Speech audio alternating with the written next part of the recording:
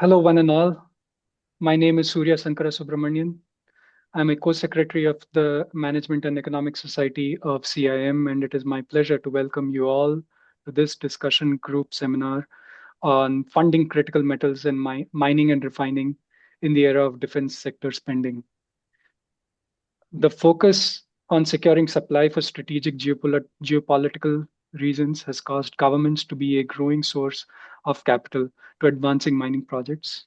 Our presenters are well placed to discuss this topic with extensive experience in not only advising companies that are looking to do that, but also actually underwriting their financing packages. To start, we have Carla Potter and Alison Manzer, both partners at the law firm Castles Brock and Brockwell LLP. Between the two of them, they have significant experience in working with multiple themes of corporate project and equipment financing, including structured and cross-border transactions and securitization. Carla Potter has been publicly recognized as a leader in her field and received her JD from Queen's University and a Bachelor's of Commerce from Lakehead University. Alison Manzer, in addition to her accomplishments at her daily job in finance and transaction law, has also written multiple books on specialized finance uh, and is an active public speaker and an adjunct lecturer at Osgood Hall Law School. Ashley Glen, Director of Structured and Project Finance at Export Development Canada, EDC, has been with the organization for 15 years, working exclusively with the extractive sector throughout. She was previously with TD Securities. Ashley holds a Master of Financial Economics degree from Rotman and is also a CFA charter holder, all very accomplished. I encourage you all to read their biographies on the event page online. Now, CIM is the leading nonprofit technical association of professionals in the Canadian minerals, metals, materials, and energy industries, with 11 technical societies and more than 25 local branches across Canada. The Management and Economic Society of CIM works to advance education in mineral economics through various initiatives, including events conducted by our discussion group, such as this one. We do hope you enjoy this event and look forward to your continued engagement with future events. We would also like to thank our generous sponsor, IM Gold. If you have any questions or comments during the presentation, we encourage you to please type them into the chat box at any time, and we will address them in a Q&A session after the main presentation. And now, without further ado, I'll hand the floor over to our presenters. Thank you so much. Really appreciate the warm introduction. And I think I can speak for all of us when we're excited to be here today. And thank you for joining us for the critical metals funding, mining, and refining in the era of defense sector spending. It's going to be an engaging and mostly a practical panel, which is obviously topical and relevant, particularly in the light of recent federal government initiatives. I know we had such a warm introduction, but I think it's important to take a minute to introduce further this esteemed panel that I've had the fortune of honestly working closely with for the last 15 or more years, and really why they're well positioned to speak about these issues. So as noted, Ashley has been working with EDC's Structured and Project Finance Group for the past 16 years, focusing on extractive industries, including mining, metals, pipelines, and natural resources. In 2021, Ashley assumed her current role as director, leading a team responsible for underwriting project financings in the mining, metals, and resources sector. In her current role, she's also particularly focused on finding innovative debt solutions to help support the build-out of Canada's supply chains and supporting EDC's critical mineral strategy. And we're so thrilled that she's able to speak about how the government interaction is coming in at this time. As noted, Alison is a partner at Castles engaged in financial services and business, holding both an MBA and a doctorate in business administration and bringing a wide variety of finance-oriented skills and close to 15 years of experience to us today. While Alison's been working with funding issues and solutions throughout her career, recently a focus on defense-related financing and its lack of access to bank financing solutions has caused her to develop a creative approach to assisting clients in structured finance solutions. The one to be discussed particularly today is the use of recent government and investor interest in defense to benefit both defense projects and also mining and mining technology, where there's a supply or to defense or dual use aspects. And as noted, my name is Carla Potter. I'm also a partner at Castles and cover mining and resources companies nationally as a member of our firm's mining group. I've been working with resource companies and their financiers for over 15 years, helping get Canadians' projects built and financed, whether through debt, streams, royalties, offtakes, equipment finances, you name it. And I'm following very closely with the major projects team at Castles the developments in Canada as it relates to critical minerals and defense spending and the clear opportunity that this brings for the industry. So today, in addition to giving you sort of a brief overview of what critical minerals are and the issues historically that we've seen in financing these projects, we're going to take a deep dive into the thesis of using enhanced defense spend to finance and support the build-out of the critical mineral supply chain and how this can be achieved. We talked a bit about how to do this, and we thought the best way was to supplement this kind of high-level discussion with some real-world case studies on how infrastructure is being accelerated and funded through defense, including in the North. And we're also going to touch on how offtake and joint use concepts tied to the hearts of defense strategy. We're hoping it's some really practical takeaways of what we've seen work in real life. We'll also culminate this discussion with how the new government interest, or perhaps the renewed government interest in investing in the critical minerals and establishing the Canadian critical mineral supply chains as a defense strategy, can be deployed for practically. So before we dive into sort of the real technical details of the defense aspects, we thought it would be helpful to say what exactly are critical minerals. And obviously, critical minerals and the clean technology and energy sources they enable present, at least from my perspective, a generational economic opportunity for Canada. Canada's critical minerals list is a key resource in determining where to focus Canadian efforts relating to sustainable mining, exploration, and extracting, helping advance manufacturing, clean technology, as well as information and communications. So it's helpful to understand what exactly makes them critical from a Canadian perspective, because there is a specific test. So it means that it meets both the criteria that the supply chain is threatened and there's a reasonable chance of the mineral being produced in Canada, as well as satisfying at least one of three additional criteria, one, of course, being that they're essential to Canada's economic or national security, hence the link into the defense. So NATO has identified 12 defense critical raw materials, including lithium, graphite, tungsten, aluminum, platinum, and cobalt, among others. Of the 12 NATO identified defense critical materials, Canada produces 10 and is, of course, a global producer of more than 60 minerals and metals of increasingly strategic value.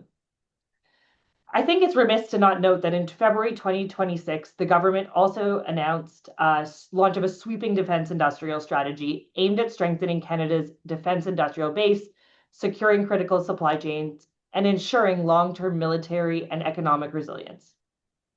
Among the 5 pillars of this strategy, securing supply chains for critical minerals features prominently. The government has indicated that it'll bring forward plans to expand the production, processing, stockpiling, and procurement of defense-related materials. And I believe that we're expected to see through Q2 2026 some increased guidance in this area, which I think we're all looking forward to. The 3 main priorities with respect to critical minerals include promoting the domestic production and processing of critical minerals in strategic areas, protecting Canada's economic resilience by safeguarding critical minerals and value chains, and partnering with Indigenous groups and domestic stakeholders and international allies to develop critical minerals. I'm sure this plan is going to be well watched by everyone on this call and sort of the mining industry at large.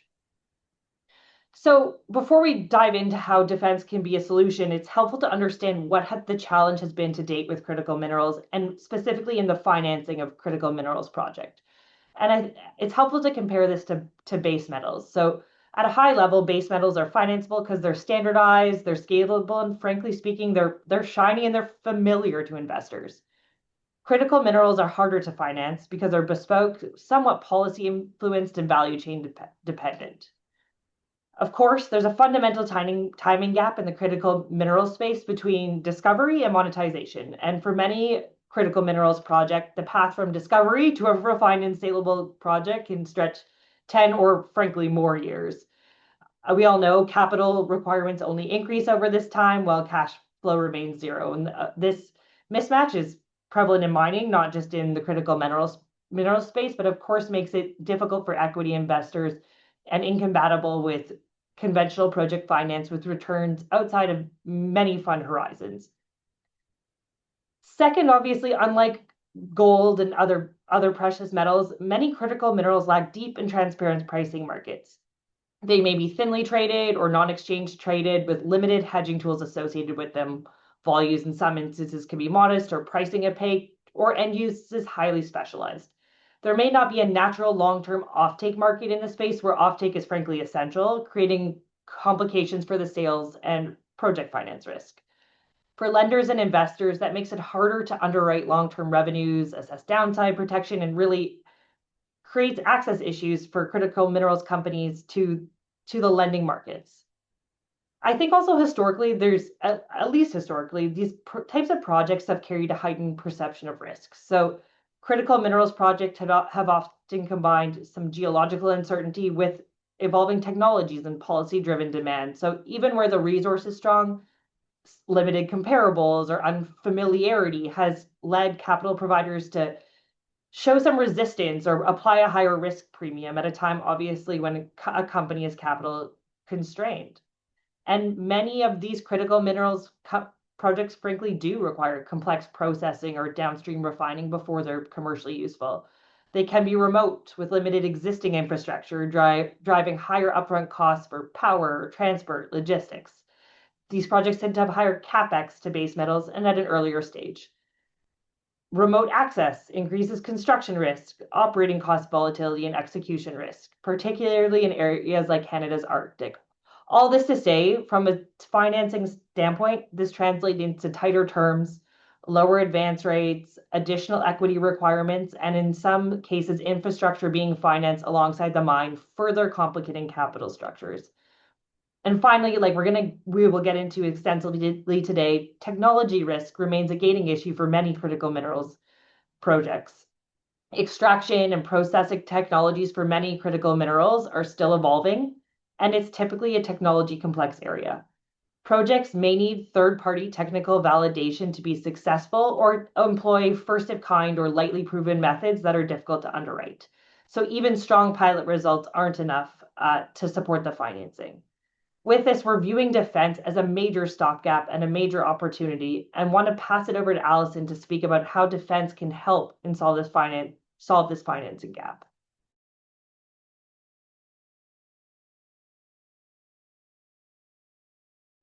There you go. Thank you, Carla. You've made me feel incredibly young, as it appeared to say 15 years for me, but it is 50 years for me. And the point of 50 years is that it makes it all the more miraculous that we are sitting looking today that funding into a challenged sector might actually come about by interface with and assistance from what has traditionally in Canada been the most challenged sector. In the entirety of those close to 50 years, defense has been extraordinarily difficult to finance. It has been considered an area of reputational risk for the primary banks, still is. We still have the inconsistent message coming from the Canadian government that we need to increase the assistance of the defense and defense tech sectors, while at the same time OSFI is telling the banks that they are not to lend into this sector. It is considered volatile, difficult, and of reputational risk. So I never truly felt that I would be sitting down and coming up with a topic that linked these two, but come up with that topic I indeed have. And I've done so on the basis not just of the practicing of law, but I actually am principal in a defense company right now where we are working on the raising of funds and actually beginning to break through, and is looking will be highly successful with that raise, and at least part of which is that we are partnering with and looking at licensing and related arrangements with some of the mining tech sector. So that is in fact one of the examples that I will be using. The issue for critical metals and minerals, and in fact for mining in general, to summarize Carla, egregiously shortly, is simply that it's expensive, technologically driven, and there's a huge funding gap. It is often not that difficult to get the initial funding in terms of the angels that are willing to throw out some cash, at least after gold or anything else, because of the pipe dream that they may get the unicorn, the 10 times or the 20 times return on their equity. And once you have got contracts in place, and remember what I'm saying, contracts in place, it does get to be a great deal simpler to attract certainly at least equity financing and in many instances the support of debt financing. The gap is a true gap in between, and that's why we talked about it being, funding the mining and refining, which is that gap area. We had a session, in fact, at the CIM conference in Montreal where I spoke on the gap, but from a different angle. Ashley was speaking on the same panel as well. So the thesis that we had come up with when we put together the topic was that it may be possible to use the defense spend, which has now been announced across not just government sectors and not just Canada, but effectively globally, and is creating a very great deal of interest in the investment industry and is loosening up the purse strings just a wee bit with our financial institutions. And so the defense spend has suddenly become something very different than it was. I've been working on the Defense Raise project for 2 years now, a little over 2 years now. We did not see the breakthrough in being able to attract interest in defense spend until about 6 weeks ago. So this is breaking news that the defense sector spending is loosening up. The government's been speaking for some time, but disorganization and some lack of coordination has slowed the ability to see the results of that of those various speeches starting to come now, literally within the last 4 to 6 weeks. So it's very important now, if you are sitting down, to sit back and maybe take a more creative look at what funding means. For a very long time, I think mining has understood that funding in the mining sector is not about picking up the phone to your local bank. That might work for the widget manufacturers. It does not work in mining, and it certainly does not work in defense.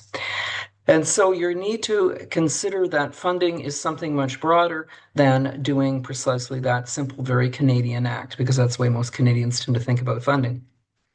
And the first thing that you need to realize is that funding can be achieved by reducing costs, by increasing efficiency, by finding easier ways to get to your access that are going to lower the costs of actually getting in and out. That is as much funding as it is going to find a third party that is going to put cash in your jeans. And so some of the ideas that we have come up with are ones where we're looking at the reduction of costs and the increase of access that may come about as a consequence of the manner in which the defense sector spending is going to be looking to opening up parts of Canada, particularly the north. So the first thing that you want to have a look at when you're looking to fund a difficult project is to reduce the amount you need. I mean, that's very simple, basic advice. I don't hear it given often enough, and I don't hear it taken up often enough. But it is a very simple truth. If you can reduce the cost, then you reduce the amount of funding. It can become easier to obtain the necessary funding. So the ways in which you can reduce cost with these types of project come across a number of different sectors. The first one is if you can increase your ease of access, if you can increase the ability to get into where it is that you're going to be extracting, and if you can increase the ease of removing it from the extraction sites and then into your transportation to the global markets. One of the most significant of the projects that appears to be moving most quickly in Canada is investment into the airports and into the ports, particularly in the north. The more that this occurs, that is going to reduce the costs and increase the access for these various mining projects. So what the mining finance group has to do when they're looking at it is, as they're going to be considering how their costs are working, what are the ways of attempting to become adjacent to or to increase the access to these projects? A critical mineral can potentially find out that the project is going to improve this port up on Hudson Bay, or that it's going to improve a rail line link into a satellite military station. It is quite possible, if you are aware of these projects, that you may be able to piggyback on the projects.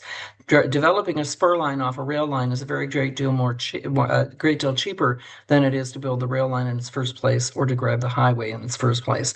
So the biggest thing that mining executives are going to need to do is to ensure that they are aware of the projects, where these projects are occurring, and what might be the possibility of obtaining a piggyback onto those projects, possibly even bearing them within the project. I am a critical mineral. My critical mineral is needed by X drone company. My critical mineral is needed by X ammunitions company. This is part of your defense expansion. You've already told us that you are interested in expanding the funding into the small and medium enterprise, which the banks have been told they cannot fund to by OSFI. So if you can find a way of becoming part of those projects, of becoming part of something that's considered vital in the context of those projects, you're going to be very likely to be able to reduce your costs and increase your access. The status of the defense spend is early yet, as I've said, as personal experience, no matter what official announcements might want to be made. I am definitely only seeing things starting to open within the last 4 to 6 weeks. That includes personal involvement with incentives with the European Investment Bank, as well as direct discussions with our federal government, provincial government, and with a number of the major investors, pension plans, banks, and so on in Canada. So the status of the defense spend is only just now becoming coordinated, coalescing almost even, and there's a greater understanding now coming of the needs of what defense spending is. I think when we started down this route of expanding interest into funding into defense, everyone was looking at the OEMs and throwing more money at the major players in aviation or submarines or ports. There's a growing recognition now that the supply chain is extremely strained. And if the supply chain is not bolstered and improved, particularly at the small and medium enterprise level, there is not going to be the supply that's going to be necessary for the projects they want to fund. So again, what has to occur is that if you are going to want to look at bringing in some of the ideas that we've got, you're going to have to be watching very carefully as to where the defense spend is occurring. That is going to mean that you're looking for private defense spend, not all government. Where the most interesting is coming in the various projects I'm working with right now is not from government. Where the interest, in fact, is coming in is it's coming from the very major investment banks, pension plans, family offices, a great deal of interest in those levels. Many of your critical minerals projects are going to exceed the scope of a family office, but they're not going to exceed the scope of a consortium of family offices. You know, the ability to raise $200, $300, $400 million is well within reach if you have a project that's going to attract attention and going to attract the interest of these groups and consortiums. They're increasingly coming together. They're not coming in together to invest in mining. They're coming together to invest in defense. As I say to some people, half joking, it's the new cannabis. Everybody is rushing into what they think is the hot sector. Everyone is rushing into what they think, as I say sometimes, the sex and sizzle. So if you can posture your mining project, particularly your critical metals project, as part of the defense supply chain, as part of defense, and posture it in the context that what you are doing is feeding into the defense infrastructure, you're probably going to have a much better chance of getting access to the defense spend that is greatly increasing. It will soon run out of doing submarines and ports and start looking at the supply chains that are feeding it, because that is becoming increasingly difficult to do. How do you access these things? That's going to be at least partly Ashley's story. When she comes along, she's going to talk a bit about the access, certainly through government interest and so on. But a lot of it comes about from how you posture and position yourself. If you are looking to raise funds and you simply say, I'm another mining company, I'm an extractive mining company, you're probably not going to get any more attention than you got last year, the year before, the year before that.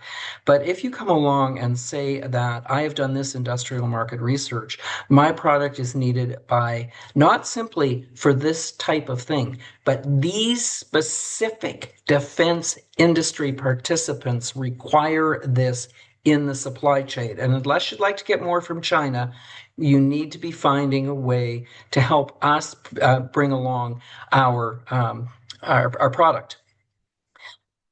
One of the biggest things as you're kind of working that way along, as I've just said, your best way to do it is to say, this specific sector and these specific participants in the sector have a need of these products, is to go to those for specific, identify the people, and attempt to see what you can do along getting contracts. What I'm seeing right now is the ability to get long-range contracts, that is, contracts that are out a very considerable period of time. It's occurring because fear of the inability to access these minerals in the supply chain is becoming absolutely rampant. A very significant number of not just the very major OEMs and so on, but of some of the smaller producers are recognizing that if they don't solidify their capability of getting supply through the supply chain, they're not going to be in business. And so I'm seeing increasingly the willingness to set up contracts. 18 months to 24 months is nothing. That is becoming very common in the defense supply area. So you can probably end up working with ones where you may have some early offtake that you can satisfy some of the light ones, but they want to get their supply pinned down over the longer period of time. The average I'm hearing out that the industry is recognizing is that this, we'll call it a defense boom for now, if you wish, although it's probably more sustainable than a boom, but that it is at least 10 years. It is not a 2-year thing. It is not until the war ends here or the war ends there. The issue is that the world's supplies are being strained both as a consequence of use and destruction. In case you hadn't noticed, a lot of things that use these metals get destroyed and you have to replace them. So it's not just that that is occurring, but there is also an increased recognition that reserves and stocks have to be brought back up to speed. So long-term contracts are becoming increasingly possible. I will tell you from the discussions that I'm having on, the personal things that I'm dealing with, which are very representative of products. One's a drone, one's a major fund. These are very, very typical things to be out sort of in the defense world. We are being told two things, and one of them I will mention now, but we'll talk about a bit, which is IP. You have to own IP. You need to have a defensible moat. And the second thing is contracts. You have to have contracts. You need contracts. Equity money particularly is patient. If equity money sees that they're going to get their 5 or 10 banger, they will wait. They will, as long as they are sitting with the contract signed in hand and or that they have got at least very strong interest and intents, they will accept those contracts as a basis of being more willing to come in to fund. Contracts are king. Absolutely, no question about it. And it is quite possible to start finding your defense off-taker. They know that they've got the ramp room. As I said, 10 years is the best estimate that we are still going to be rebuilding reserves in defense. So they know that a contract that's out 4 years, 5 years is still going to be in the heart of the build, and they are quite willing to look at securing their supply chain. Infrastructure sharing is another thing that is coming along now. Again, it ties back into the infrastructure expansion that government is looking at, and not just government, but the OEMs and others of the more major players who, with the funding to do so, are recognizing that they have to increase and improve infrastructure, again, particularly in the north. That improvement in infrastructure is energy generation, access to energy. It is also straight access. Rail cars and planes, trains, and automobiles are coming up there. One of the interesting thing is a lot of expansion of the airports and so on, particularly in the north. A lot of them are being expanded in order to be able to take on defense. Infrastructure sharing can be done in that if you know that you need to build a road and half that road can go a slightly different way past X military station, then you should probably be speaking to people about sharing the cost and not simply trying to build your own road or trying to build your own rail spur. Try and do joint ventures and sharing. That's not been traditionally a pattern or habit in the mining sector, but sharing of infrastructure is certainly becoming one way of improving your funding by decreasing your costs. Technology. Mining has been staggeringly resistant to the impacts of technology specifically oriented to mining. And by that, I don't just mean Carla's comment, which was a very good a set of examples, which is it takes actual technology to complete the extractions, but there is other technology. One of the ones I'm going to speak about in just a minute is one that improves access to remote control of drones to do underground work, which greatly decreases costs and increases safety. There are others where you have got improved surveillance, the mere use of drones, where you can use drones for better and cheaper patterning. There is technology that is emerging now to support mining that will reduce risk, it increases cost efficiency, and more importantly, there is investment interest. And where you're going to find the most investment interest in looking at mining technology. And you hard rock miners recognize that the improvement of this technology is going to decrease your costs. Said funding is not just about getting more money in your pocket, it's also about decreasing your costs of getting your goods out. So if you can look at ways of assisting, of supporting or working with your mining technology, you're going to improve both factors, efficiency and access to funds. There is a lot of interest right now in defense tech. Interestingly enough, a great deal of defense tech, which is being able to access very significant amounts of funding, particularly out of the US. Some of the major players in the US are now working both with Canadian players and with European players, and they're asking why they can only put in 500 billion. So there are major players that have a very significant interest. Their interest right now, because it's a hot topic, is to call it defense tech. A lot of the things that you do in mining around exploration and underground activities and underground work and the technology for scanning is dual purpose. It has an equally effective use in defense and a lot of the activities in the defense world as it does in mining. Again, if what you can do is identify technology that might assist you in reducing costs, make yourself a customer and or work on joint ventures or common share splits and sharing in order to assist the technology to improve, the technology to become more of a support for you, you investing in the technology, which is an area in which there is a lot of interest, all worth thinking about. I'm going to give you a specific example of that one in a second. And then, of course, transport. There's a lot of interest in Canada. If you look heavily at where a lot of the money is going, it's going into transportation-related activities, ports, railroads, and airports.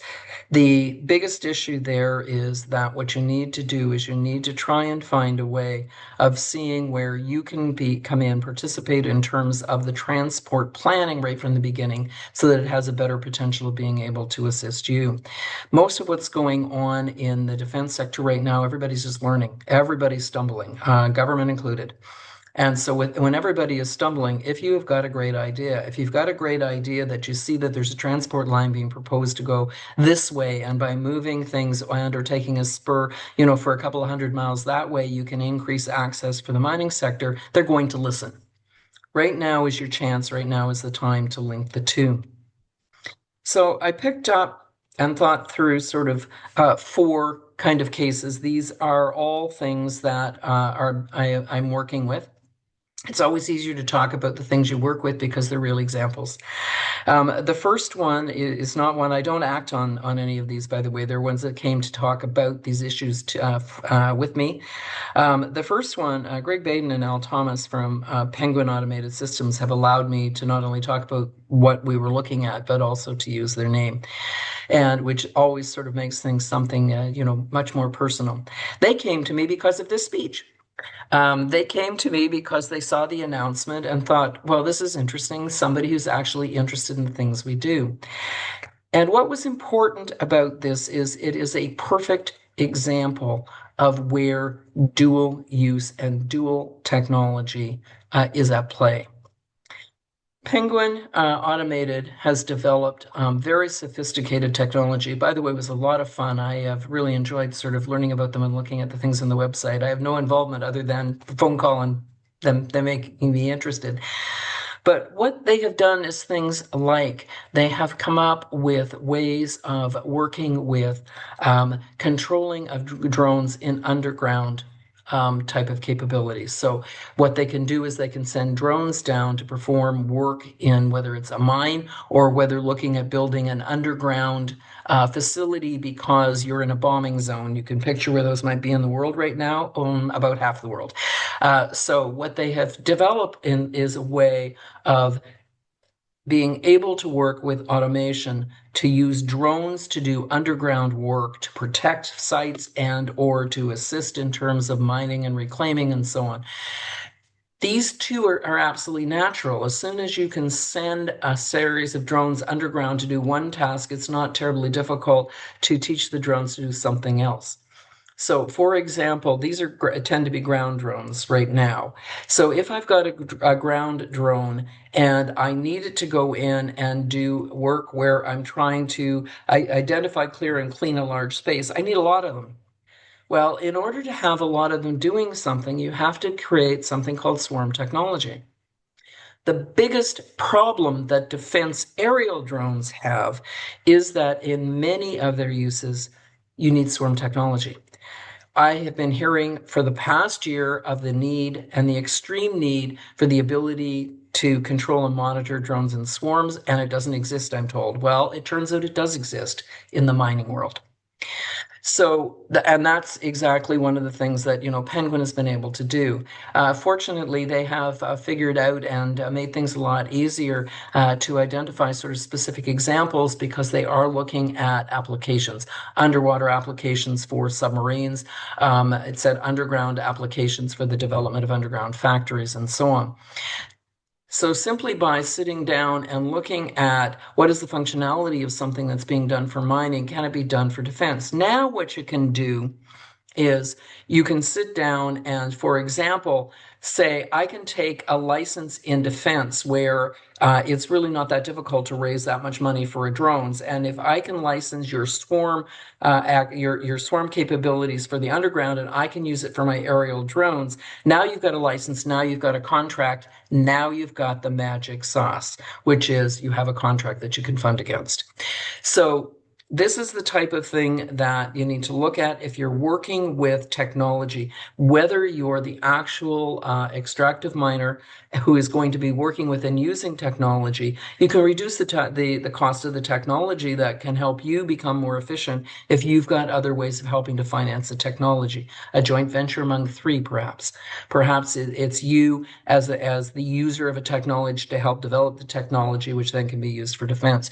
Be creative is the whole point of the Penguin story. The Arctic projects are a natural. The development in the Arctic is going to be the most remarkable of everything that will be occurring, and it's not all government.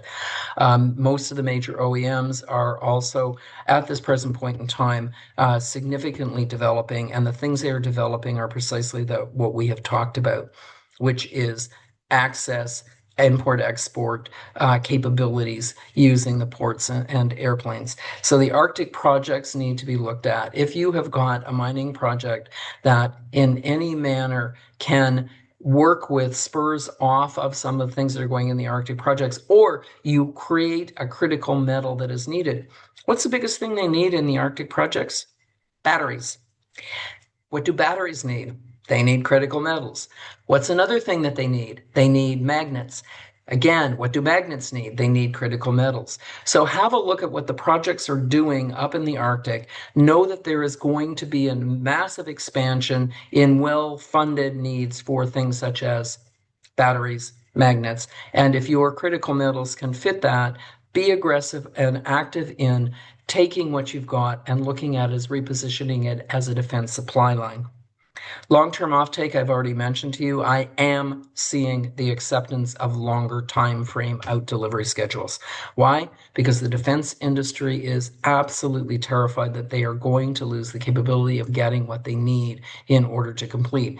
Pick up the charts, pick up and see what it is that these minerals become the components of. And I'm sure if you're in the business, you're already doing that, but I can only stress how important it is right now because you're currently, right now, for the next year or two, your ability to get longer term contracts has never been higher, and it's time to start thinking about it.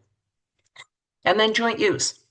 You have a project that is sitting somewhere in northern Ontario, or I keep pointing to the north because there's so much interest up there. It's the easiest one to talk about. But this actually also occurs in southern Ontario right now.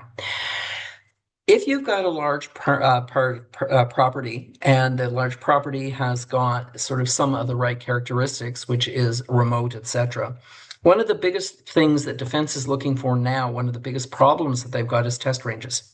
They need places to blow things up. They need places to fly drones without aviation controls. They need places. So again, what you might look at is look at your location and say, do I have a dual use for this property? Is there a defense use that they can use here? Maybe you have got a well-functioning modular home facility there because your mine is closed and the facility's there. Have a look and see what's around. You may be able to get usage of your site for other purposes oriented to the defense spend and the expanded interest of defense into the north. I think that I have gone on far longer than was necessary, but it's kind of an exciting set of topics if you start thinking creatively. There's lots of ways of being able to tuck into defense and to reposition yourself as a defense supplier.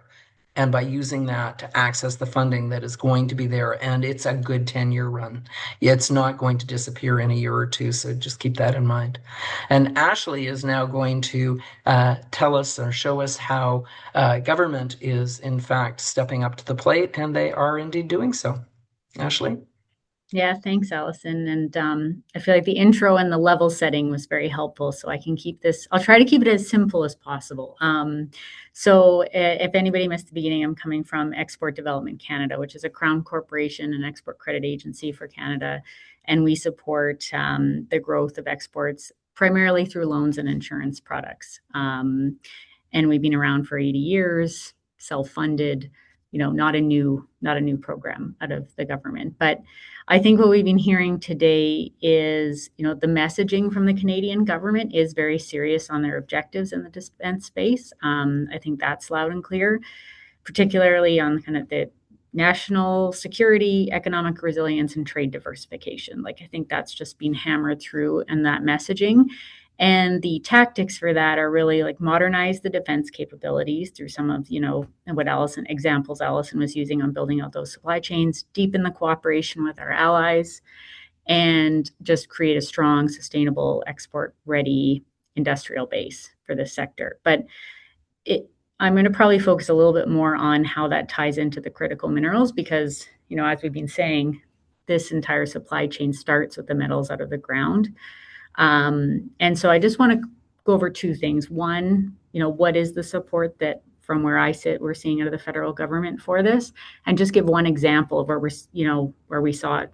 It's kind of all coming together around specific projects. So first, I would say there's kind of, the support that we're seeing out of the government. You can, I think, even simplify it further. There's the old things that we're using, and then there's like the new things. So the old things are where I sit. So EDC, 80 years. We've been doing mining project financing for over 30 years, if I've gone back through our files far enough. We have in-house technical expertise and engineers. So actually, our team kind of jokes that we've been training our whole lives for this moment as a country. So that's kind of the old things. And now we do tailored loans for critical mineral projects where we used to do them mainly for copper, gold, and iron ore, and now we're applying it to these very challenging, Carla said it, like opaque offtake markets, new technology, mines, all wrapped into one. The new things, some of them aren't terribly new, but newer compared to an 80-year-old Crown corporation. Canada Infrastructure Bank is really starting to make moves in the critical mineral space and to start stepping in to support there. So they've expanded their mandate and they can really do a flexible series of products between debt and equity to help like fill in gaps in critical mineral projects.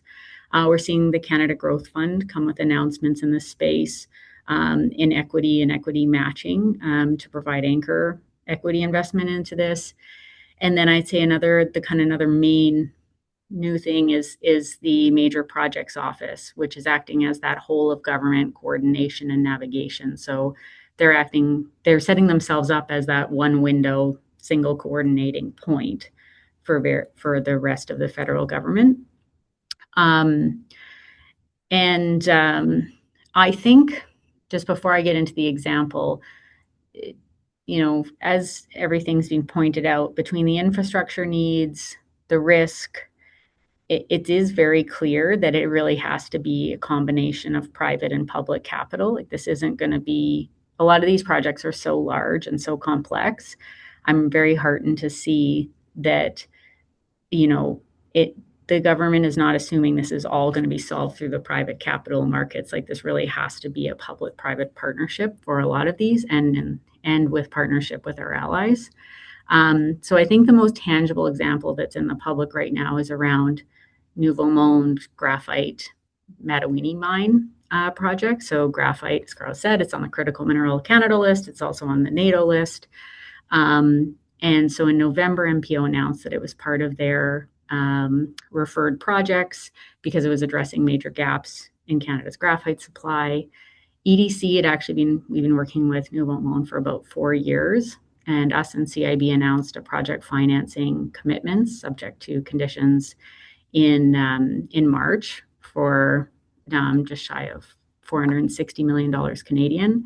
Canada Growth Fund subsequently announced they were participating alongside an international investor, Investee Small Connect, and a public raise for about $300 million US. And also in the fall, the government of Canada announced they were backing 30,000 tons of annual concentrate for Canada and its allies for strategic applications and commercialization in our domestic market. So I just wanted to tie it all together, because sometimes, you have these 4 separate press releases and you may not see there actually is like this back coordinating that is happening to get some of these critical supplies off the ground. And kind of why all the hype around this one, Nouveau Monde has ambitions which are public to do it right mine through anode, and when that's built out, that'll be the first integrated supply in all of the Americas.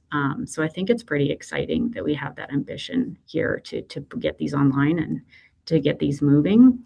And certainly a market that's completely dominated by one country, processing completely dominated by one country. So we're starting to make foray into that. So that's kind of what I wanted to mainly to outline, to keep it pretty simple. There's some big lumpy programs, some are new, some have been around forever. We are really trying to coordinate in the background. And I think if you tie that up with, Carla outlining how important the space is, the massive challenges, that we've all been living through for the last 15 years that I've known Carla. And then with Alison on like the new kind of equity forays that are coming into this space. And then I think some of the Government of Canada programs are trying to also fill some of that gap. So maybe I'll just stop there.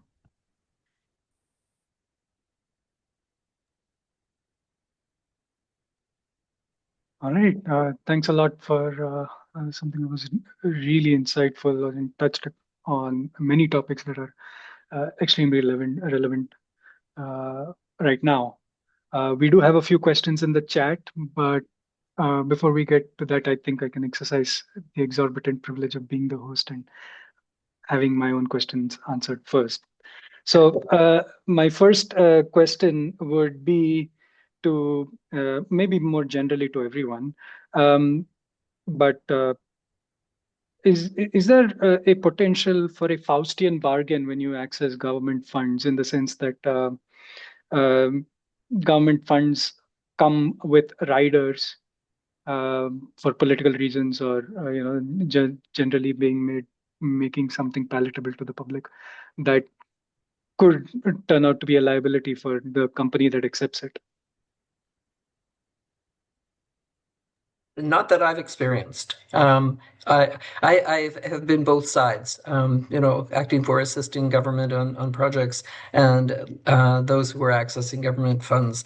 I don't find that the government approach is any more draconian, political, biased oriented than any other. They are coming in as business people. They are putting in covenants and requirements that are to address the credit risk. There is a responsibility to safeguard, the Canadians' funds, and that's what I tend to see. I don't see anything that tells me that there is a political orientation, but rather it is a credit and safety and prudential orientation, in my view. Right. Moving on, my next question would then be on perhaps the opposite end of the spectrum.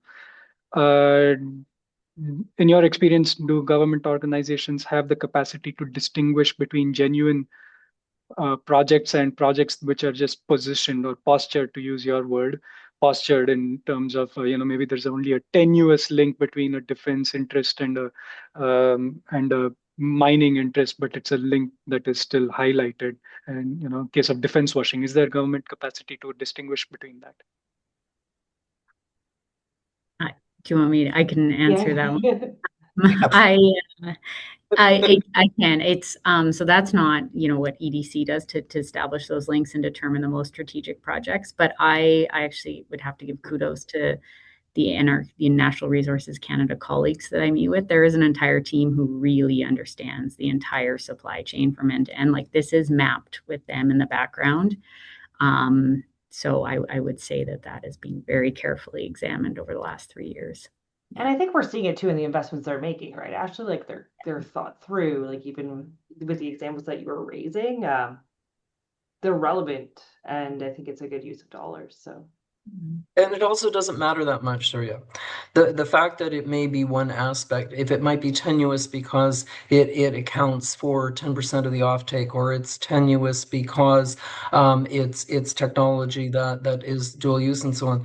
It really doesn't matter. If the project continues to make commercial sense, if the project continues to make strategic sense, then it doesn't matter that the defense side is tenuous. What you're using in the linkage to defense is simply getting attention, getting an interest, and getting a recognition that you're playing into a world that every economist will tell you has at least a 10 to 15 year time frame that in which it's going to continue to proceed. So this is not a flash in the pan. So I don't think it matters, even if the link is, in quotes, slightly tenuous. If the project still makes sense, the project makes sense. And I think that that's both what government and, for that matter, the private investors are looking for. You catch their attention, but they very rapidly are going towards the commercial aspects of the deal and the ability to sustain the project. All right, thanks for that. The next question comes from Lee Whitesell, and I think it's received some traction in the comments. What would be your approach for setting up vertical value chains for critical minerals? Mining is usually the easy part. Processing a critical mineral to the spec required while not destroying its value can be a challenge. Ashley, you did mention that you did bring up processing. That was the last thing you brought up. So anyway.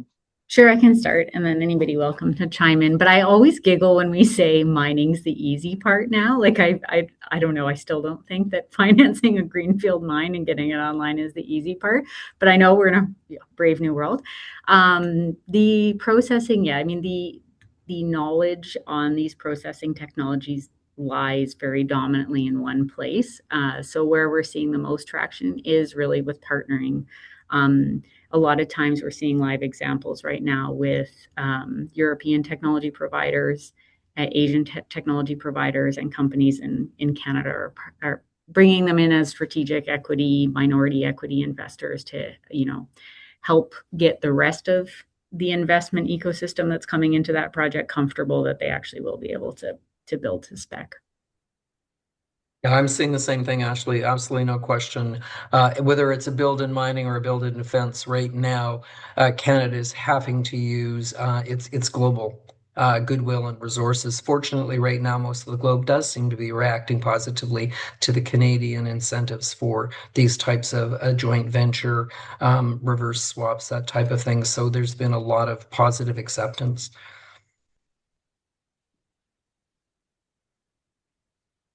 I guess the question, I mean, to your point about whether mining is the easier part, um, it has generally been noticed, though, that Canada maintains a higher share of, in terms of market share, higher share of the global mining industry than of the processing industry, and that might have motivated the question. In And I fact, a think mining is the declining more share. familiar part, right? That's probably a better way to say it. Mining is a more familiar part. We know that we have work to do on the other aspects, on the downstream alignment, on the technology side. So maybe that's a better way to frame it, at least in my mind. So the next question is, what is the single biggest structural barrier preventing capital from flowing into early stage critical metal projects today? And why has it proven so persistent? I'll answer that as somebody who's been doing a mix of commercial finance and equity and so on since literally 1977. It has never been any different. The issue is one of credit assessment. People putting money in need to know they can get their money back, and they're going to get it back with the return they accepted. The more risky a project is, the more unlikely that you're going to be able to get the financing of whatever nature it is. That's why we were discussing ideas and concepts such as having contracts in place, such as having assistance with the infrastructure. It reduces the risk, higher cost if you can get it at all, and greatly reduced access to funding, whether it is equity or investment. And it is no different whether you're in manufacturing, defense, mining. It's the same answer for everyone, and has been that way as long as I've been looking at this, and I suspect well before that as well.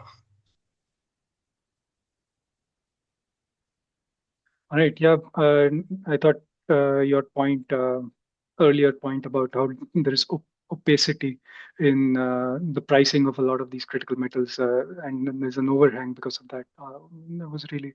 That's something I'm going to take away from this. Um, the next question is great. Given the geopolitical pressure to secure supply chains, what role should Canada realistically play? Primary producer, refiner, or strategic partner in the allied value chains? Maybe even manufacturing of manufacturing of the final product.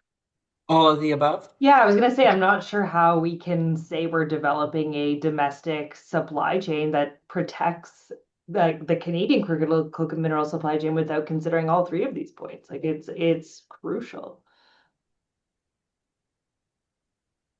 Yeah, and I'd And say Canada, that the overall government of Canada strategy is on all three. It's like building out the raw materials, the supply chains, and partnering with our allies. So. And I think that's where the next guidance on the defense strategy will be interesting, that comes out in Q2, that says how exactly the government intends to roll out that strategy, right? Because that's where it goes to the processing and whatnot of critical minerals as well. So I think we'll see how all of these three pillars interplay very soon, at least from the government's perspective.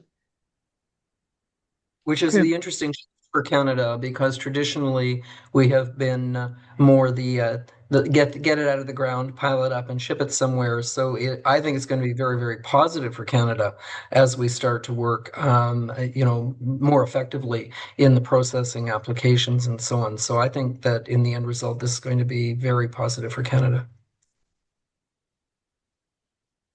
All right. The next question is, how can private capital be incentivized to enter a sector traditionally viewed as high risk and slow return? Not low return, but slow return. Most of what I was talking about in my examples is private investment. There is a massive amount of interest, but you do need to. Private investment is like the lemmings, and it follows a trend. It follows whatever is trendy at the moment. And one of the biggest things you've got when you get into something like right now, the biggest issue is how fast can you get to market, because first to market are going to end up doing the best. And everyone sees that, well, the long-term market for offtake and supply is long. The market for getting the best sort of returns and so on out of investment is very short-framed. So what you have to end up looking at doing is that you have to do the spin. That's why I talked about doing the orientation, finding a way to connect what you're doing to defense, not because in the end that's going to be where the detailed analysis goes when the credit guys look at it, but it's where the advisors and where the executives are directing their people. So use a trend, get the attention that way. Private investment is coming in. Said one of my projects, we have got billions of dollars of interest looking at defense sector plays. Quite agnostic. So it could well be the mining of critical metals for supply. But it's nascent. So yeah, I mean, I've been working with this very intensely for quite some time and very heavily for the past couple of years. It is literally within the last weeks that this is occurring.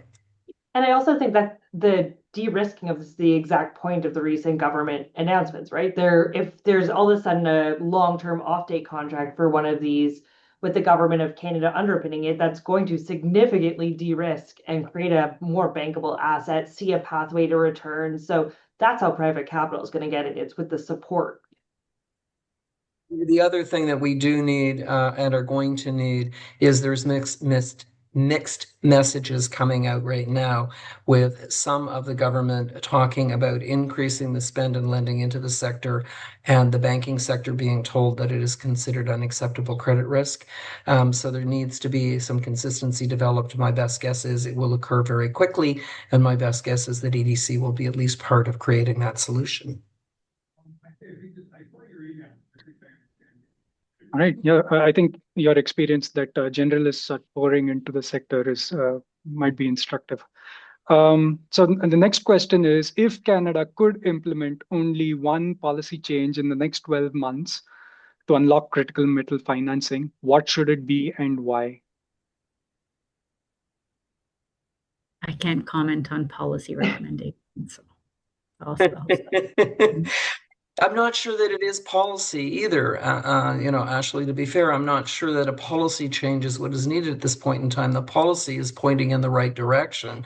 The issue is that we need coordination. We need efficient tackling of it. We need to have some success stories. Always, if you want to get a change in credit appetite, have some successes. They're coming now, but as said, because the investment interest is so recent, there hasn't been long enough for the successes to play out. I don't think it's policy we need. We need experience, we need practice, we need focus. And we need action, right? Like we see the policies that are coming out to support critical minerals as a pillar of Canada's defense strategy. And now we need to see the government standing behind it and actually enacting out the policy and that it's putting out. I think that would start to go a long way. The defense piece is new, but the critical minerals certainly is not. And I think, as you say this, I think what's interesting too is for those of us who've been trying to finance these projects for a long time, they take a really long time. So there's a lot happening in the background after announcements, but it takes a long time to get them to the point they're announceable and, ready for finance. So it's like this, it's one of those sectors everyone has to also be a little bit patient, just by the nature of the financings. So far we've been talking about top-down support. The next question asks, in the face of local, environmental, and First Nations opposition, should governments be more proactive in dispelling misinformation on mining projects? That's an interesting one. I think what I get comfort from on any of the investments that we make in Canada is, there's a massive amount of environmental and social due diligence that goes into it. So, for example, at EDC, we don't just follow even the Canadian standards, we follow World Bank standards in our environmental and social due diligence and necessity for, consultation, biodiversity studies, etc. So, I'm not sure what a communications plan from government would be, but I know from where we sit, we're always, comfortable that we've done all of the work needed to go into these investments. All right. Before we move on to what looks like the last question, I would remind our listeners that if they have a question, they can enter it in the chat, and then it'll be read out. So the next question is, where do current Canadian funding programs fall short for critical metal projects, and what reforms would have the highest impact on investor confidence?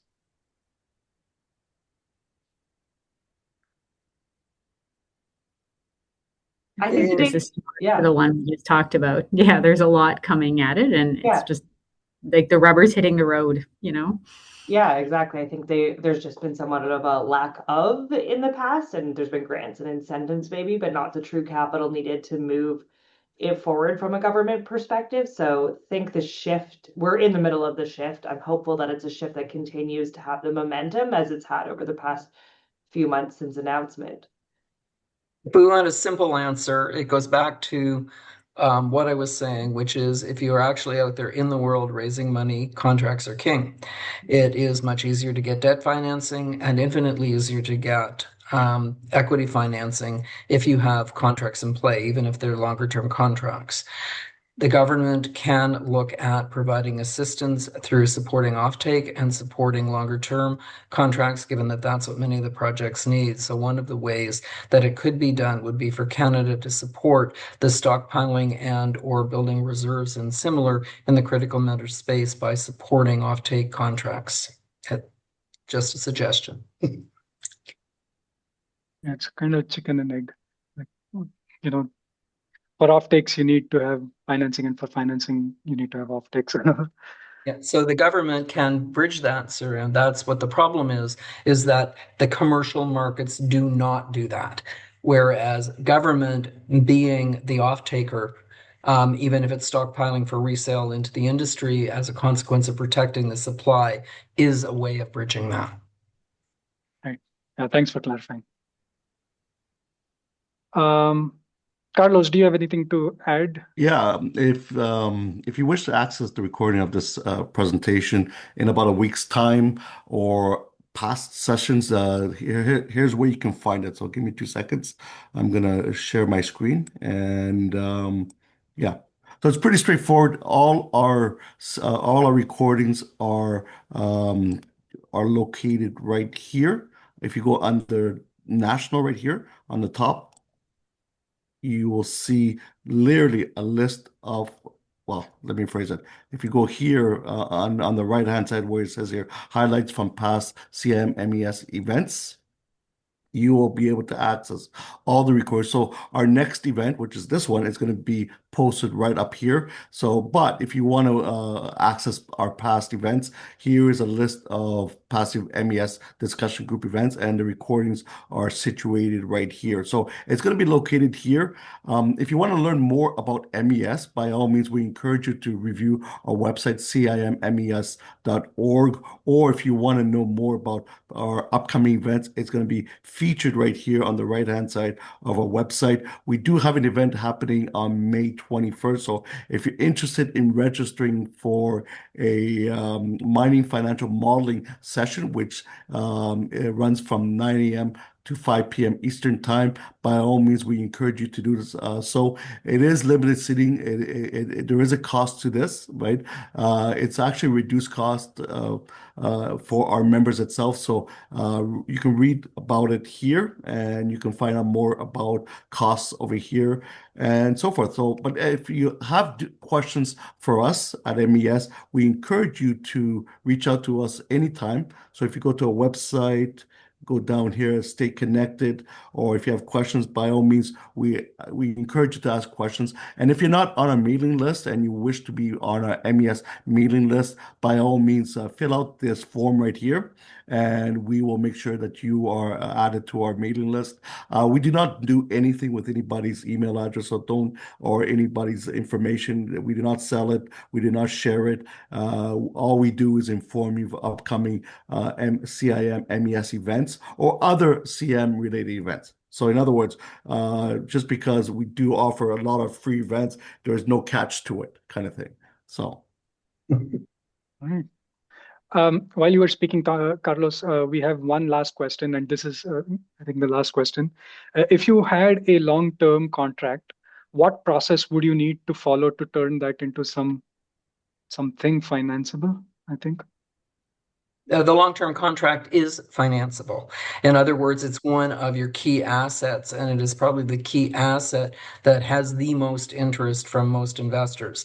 It reduces their risk greatly to know that a revenue stream will commence at X point in time. So they can model out the cost of the funds sitting. They can do pre-arrange, say, for example, interest reserves because they know when the contract's going to kick in. They can do due diligence around the conditions precedent to it. So the very fact that it exists is an access to financing. It is a key asset.